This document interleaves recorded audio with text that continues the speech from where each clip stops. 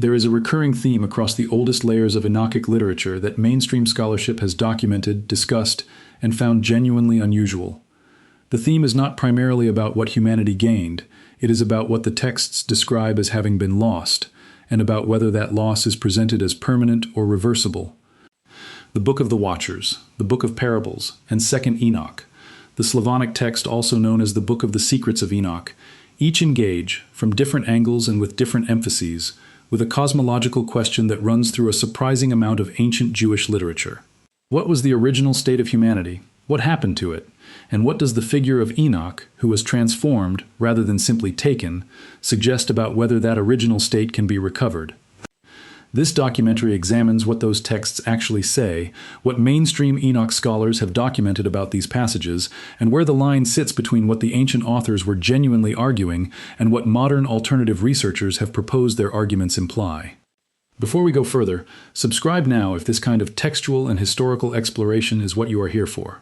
Every week this channel examines ancient texts, scholarly debates, and interpretive questions at the edges of mainstream scholarship. Hit subscribe and turn on notifications. The concept most central to this documentary subject is the garment of light or garment of glory, a genuine and documented feature of certain ancient Jewish texts, not a modern invention. The relevant textual tradition begins with Genesis 3:21, which states that God made garments of skin for Adam and Eve after the fall. This verse generated extensive commentary in ancient Jewish interpretive literature. A documented reading within that tradition, preserved in several midrashic sources and discussed in mainstream Jewish studies scholarship, proposed a wordplay on the Hebrew text. The word for skin, and the word for light, are spelled differently in Hebrew but sound similar when spoken. Some ancient interpreters proposed that the original text described garments of light, not garments of skin, and that the change from light to skin represented the transformation of the human condition at the fall. This interpretive tradition is real. It is documented in primary sources and discussed in peer-reviewed scholarship on ancient Jewish biblical interpretation. It is not derived directly from First Enoch, though related concepts appear in Second Enoch. Second Enoch, a Slavonic text whose date and provenance are themselves debated within scholarship, with proposals ranging from the 1st century CE to the medieval period, does describe Adam as having been clothed in glory before the fall, and as having lost that glory afterward.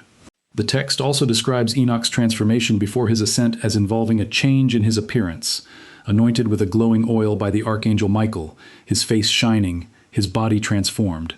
This transformation is in the text and is documented in the scholarly translation by Francis Anderson in the Old Testament Pseudepigrapha series. Whether the garment of light concept in these texts describes a literal biological transformation, a change in the physical composition of the human body, or a theological and metaphorical description of moral and spiritual status, is a question that mainstream scholarship in ancient Jewish studies approaches through the latter framework. The texts use the language of glory, radiance, and garments in ways that are consistent with other ancient Jewish uses of these terms to describe moral and divine status, not physical biochemistry. Both readings are noted here. The literal biological reading is the alternative interpretation. The theological reading is the mainstream scholarly position. The biblical genealogy in Genesis 5 does record extraordinarily long lifespans for pre-flood figures, Adam at 930 years, Methuselah at 969, and others at comparable figures. This is in the text and is not disputed. The Sumerian king list, a real and extensively studied ancient document held in major museum collections, does record reign periods for pre-flood rulers in the tens of thousands of years, followed by a sharp drop after a flood event, to figures resembling ordinary human time frames. This parallel, long pre-flood figures in both the Hebrew scriptural tradition and the Sumerian administrative record, is a real and documented observation in comparative ancient Near Eastern scholarship. Mainstream biblical and ancient Near Eastern scholarship generally reads the pre-flood longevity figures as reflecting ancient literary and theological conventions for representing primordial time, a period of elevated human vitality set apart from ordinary historical experience, rather than as literal biological records. The Sumerian parallels are understood similarly. This is the scholarly consensus. Genesis 6:3, "My spirit shall not abide in man forever, for he is flesh. His days shall be 120 years, is a real verse with a real exegetical history. Mainstream biblical scholarship has debated its meaning for centuries. with proposed interpretations ranging from a limit on pre-flood lifespans to a countdown to the flood itself to a general statement about human mortality. Whether it describes a deliberate genetic modification is not a reading found in mainstream biblical scholarship. It is a proposed alternative interpretation. The connection the original script draws between this verse and telomere biology, proposing that the verse describes deliberate telomere shortening, goes significantly beyond what either the biblical text or modern genetics can support. Telomere biology is a real and active area of research. Its connection to the Genesis verse is an alternative research claim, not a finding within either biblical studies or genetics. First Enoch and Second Enoch do describe Enoch as possessing perceptual access to realities not visible to ordinary humans. This is documented throughout both texts. In Second Enoch, the transformation at the hands of the archangel Michael, involving an anointing that changes Enoch's appearance, is explicitly connected to his ability to perceive the heavenly realms in their fullness. Without the transformation, the text implies, ordinary human perception is inadequate for what Enoch is about to see.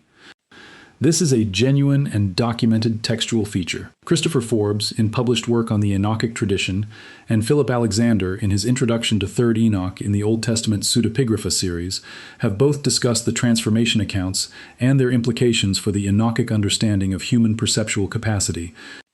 The broader concept that pre-fall humanity possessed a more direct perceptual access to spiritual reality that was diminished after the fall is found across multiple streams of ancient Jewish mystical literature.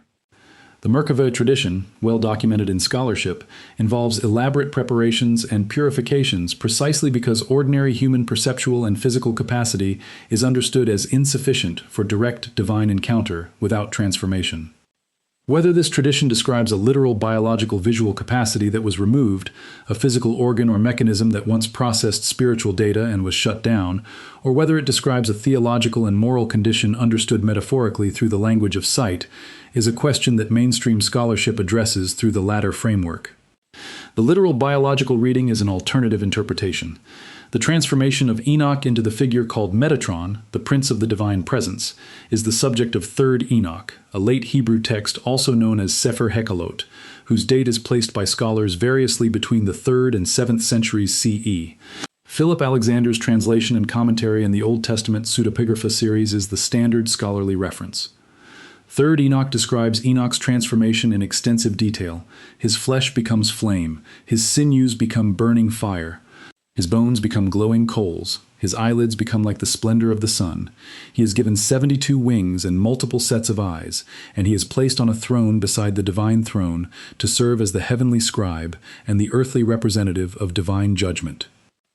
The theological significance of the Metatron tradition within ancient Jewish mysticism has been discussed extensively in peer-reviewed scholarship, including Andrei Orlov's work on the Enoch Metatron tradition and Alan Siegel's research on two powers in heaven, the question of whether the Metatron figure represented a distinct heavenly being alongside God, which some ancient Jewish texts appear to describe. This is a real and documented area of scholarship with implications for understanding both ancient Jewish mysticism and early Christian theology. What the Metatron transformation represents theologically, whether it is a literal account of what happened to the historical Enoch, a mystical template for human spiritual transformation, a literary development within the pseudepigraphical tradition, or something else, is a question that scholarship approaches with appropriate caution. The idea that it represents a template for the restoration of lost human capacities is one proposed reading. It is discussed in some scholarship. It is not the mainstream consensus interpretation. The original script makes the accurate observation that Enoch was not removed by a single dramatic council vote, but through a gradual process over centuries. This is correct and worth stating clearly, because the single council narrative is a common oversimplification. The original scripts further claim that institutional churches specifically suppressed Enoch to maintain priestly intermediary power over lay people's access to the divine is a proposed interpretive argument. It is one possible explanation for why the text was not more consistently preserved in Western Christianity. It is not the only explanation, and it is not the conclusion of mainstream historical scholarship on canon formation, which attributes the process to a more complex set of theological, literary, and institutional concerns. The Ethiopian Orthodox Church's continuous preservation of First Enoch in its 81-book canon is documented. The connection between Enoch's preservation in Ethiopia and the broader questions this documentary examines is genuine. The Ethiopian tradition maintained a textual world in which Enoch's cosmological framework remained part of the live theological conversation rather than a background document. The overarching theological argument that runs through the Enochic texts and surrounding apocryphal literature, that humanity currently exists in a diminished state relative to an original design, and that this diminishment was the result of specific historical events rather than simply the natural condition of creaturely existence, is a genuine and documented feature of Second Temple Jewish theological thought. This is not merely a fringe position. George Nicholsburg in his published Enoch commentary and John Collins in The Apocalyptic Imagination have both discussed the Enochic understanding of cosmic history as involving a disruption, specifically the Watcher descent and its consequences, that altered the conditions of human existence. This disruption is presented in the texts as having a future resolution, not through human effort or technique, but through the divine judgment and transformation described in the judgment passages of the parables. Whether this theological framework describes a literal biological reality, actual genetic changes to actual human DNA, or a theological and moral description of the human condition using the language of biology and anatomy, is the question that separates the text's actual claims from the interpretation the original script places on them. The texts make theological claims, they make cosmological claims, they make claims about the relationship between humanity and the divine that differ significantly from what became dominant in Western Christianity. Those claims are worth examining seriously and honestly. What they do not do, in any authenticated version, is provide a numbered list of 6 specific abilities that were extracted from human genetics, or tell viewers what to do to reactivate their dormant biological potential. That framework is a modern construction imposed on the texts, not a description of what the texts actually contain. What can be independently verified? The garment of light interpretive tradition is real and documented in ancient Jewish interpretive literature. Second Enoch's transformation account is in the text and documented in Francis Anderson's published translation. Genesis 5's longevity figures are in the text. The Sumerian king list's parallel pre-flood reign lengths are real and documented. Third Enoch's Metatron transformation is in the text and documented in Philip Alexander's published translation. The Merkava mysticism tradition, involving elaborate preparation for divine encounter, is real and well studied. The Ethiopian Orthodox Church's preservation of Enoch is documented. What has not been independently verified or is not found in the authenticated texts, the 6-ability framework as a numbered list, the biological genetic reading of any of these traditions as literal descriptions of human DNA modification, the telomere connection to Genesis 6:3, the sealed third eye as a literal biological organ.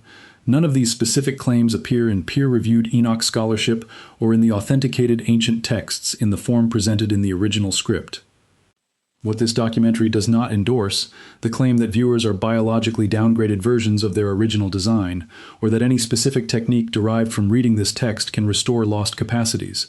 These are significant personal claims that go beyond what any ancient text, however carefully preserved, can establish for any individual viewer.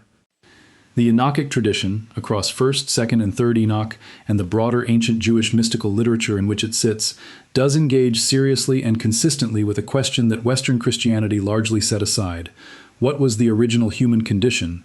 What happened to it? And what does its potential restoration look like? The answers these texts offer are theological, cosmological, and literary. They describe a human being originally clothed in divine glory, diminished by specific historical events, and pointed toward a future restoration, described in terms of transformation rather than mere survival. The figure of Enoch himself, the one human in the genealogical record who did not die, who was taken and transformed, functions in these texts as a template for what that restoration might look like. Whether that template describes something that happened historically to one ancient figure, something that happens spiritually to certain kinds of people, or something that will happen cosmically at the end of the age, is a question the texts invite but do not mechanically answer. And genuine questions, examined honestly rather than prematurely resolved, are where real understanding begins.